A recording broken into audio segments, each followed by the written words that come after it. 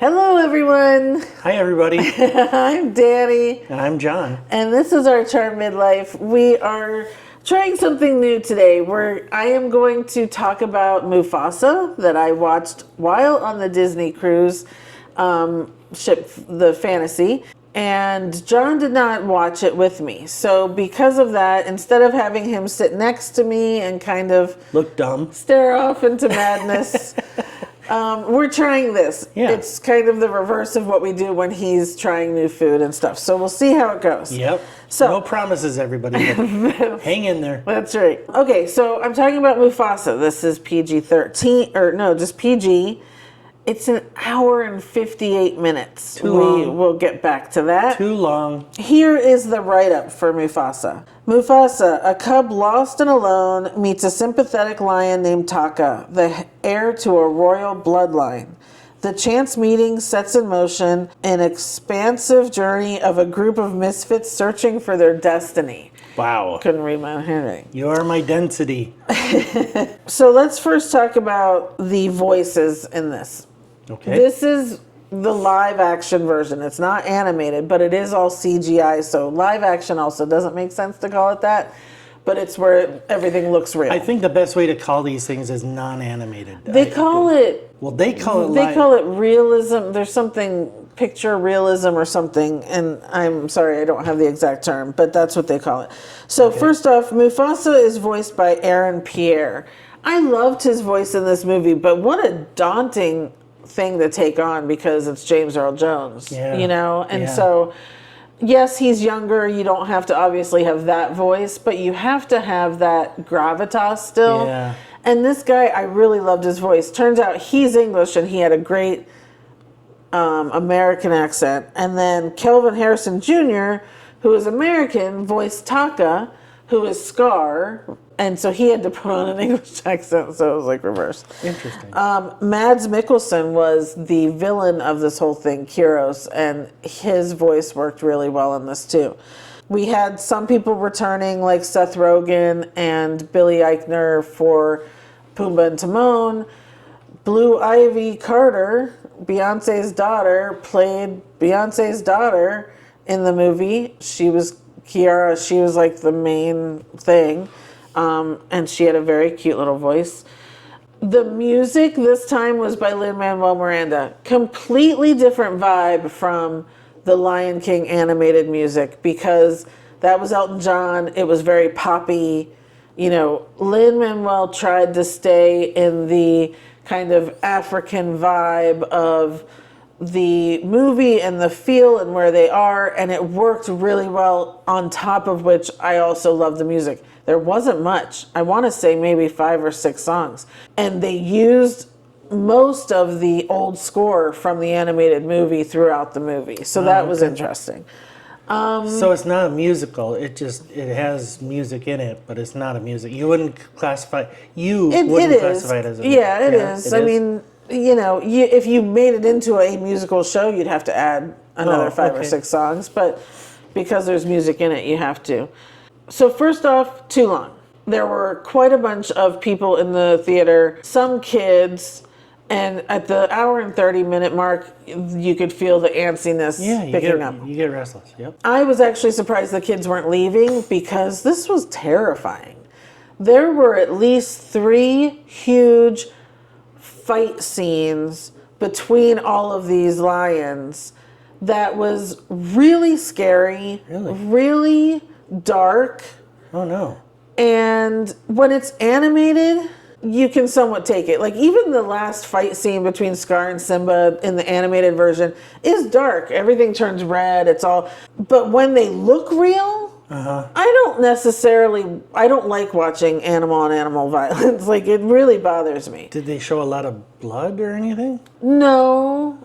It's just violent. I mean, they're fighting. One realistic looking animal biting another realistic animal. That's And even my mom, so I watched this with my mom on the ship, and even she agreed. We were both just like, that was a lot. It was a lot of animal violence. I don't know how you necessarily say that, but I think I don't know kids, and so I don't know, and I don't know the age. Well, what I was gonna say is, I think a kid maybe this age and older could take it. I don't know. I have no clue. Yeah. And everyone knows their own kids, so you know what you'll like. I can imagine some kids would be put off by this for sure. I mean, if it's PG, that's everybody. You just go with your parent. And the villain, so this Kyros, I don't know, what is a group of lions called? A pride, I think.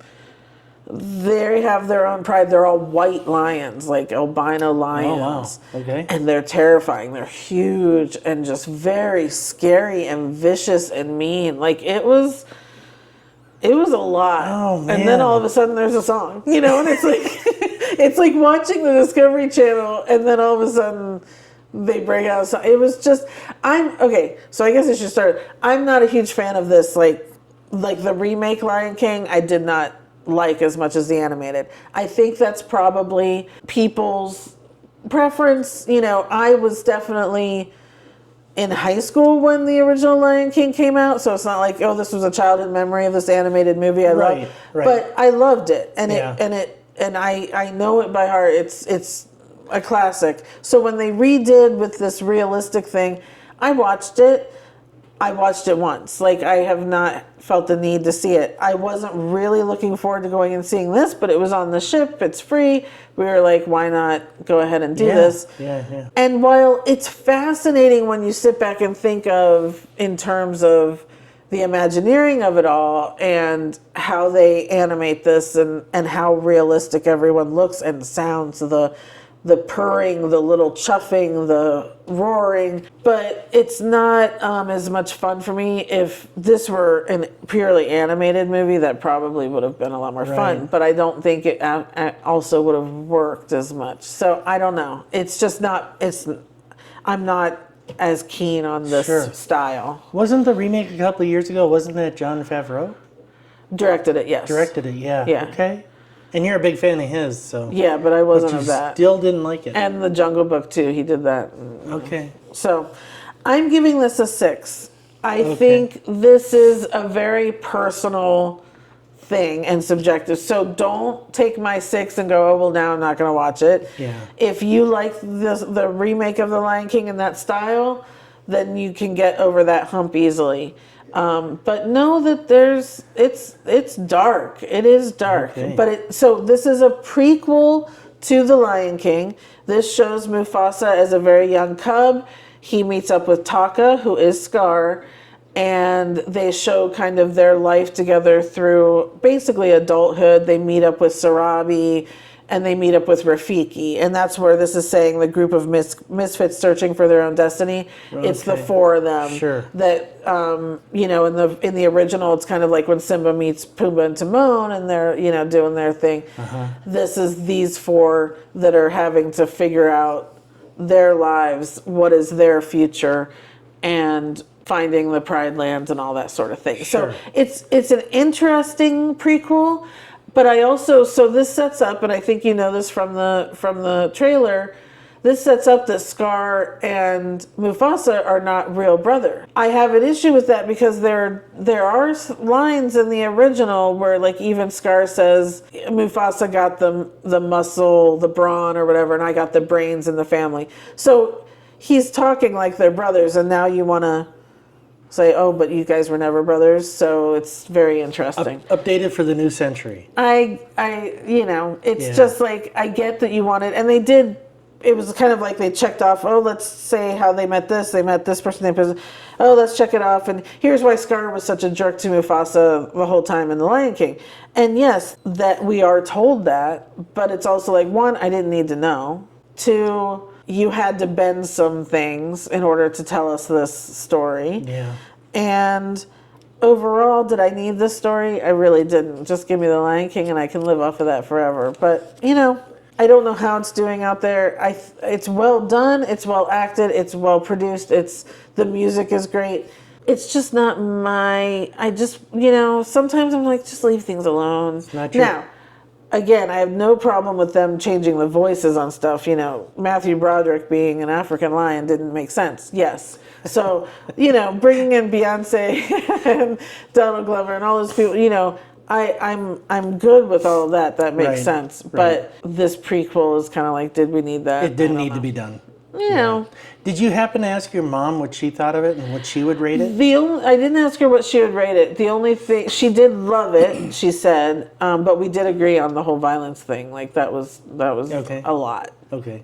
So, And do you have a favorite song from it? Like every movie, I think, where Lynn did the music, you have like a song that sticks with you, or several actually. But yes, the first song it's Mufasa's parents, which are Lenny James, who's amazing, and Anika Noni Rose, who is Princess Tiana. yep, They sing this song called Mulele, which I forget what it means, but they're talking about this land they're going to go to and that it's bountiful and animals and grass and flowers, and it's just this beautiful pride land place. sure. And it was a gorgeous song, but it's 99% probably because of Anika Noni Rose's voice. Her voice just like sinks into me. So, but that song is gorgeous, and it's one of those that's kind of revisited throughout the whole movie. Gotcha. So, Yeah. very gorgeous. Okay. There was, they did a few little repeats. There's a repeat of a love song with Mufasa and Sarabi, like "Can You Feel the Love Tonight?" He did his version of that. There's a repeat of "Just Can't Wait to Be King," where Taka and Mufasa are young and they're talking about being brothers and they wanted to always have a brother and that sort of thing. But that Mulele song was just gorgeous. Yeah. Okay. Yeah. Okay. Cool. Mulele or Mulele? Mulele. I'm not sure. I think it's just Mulele instead of Mulele. Mulele.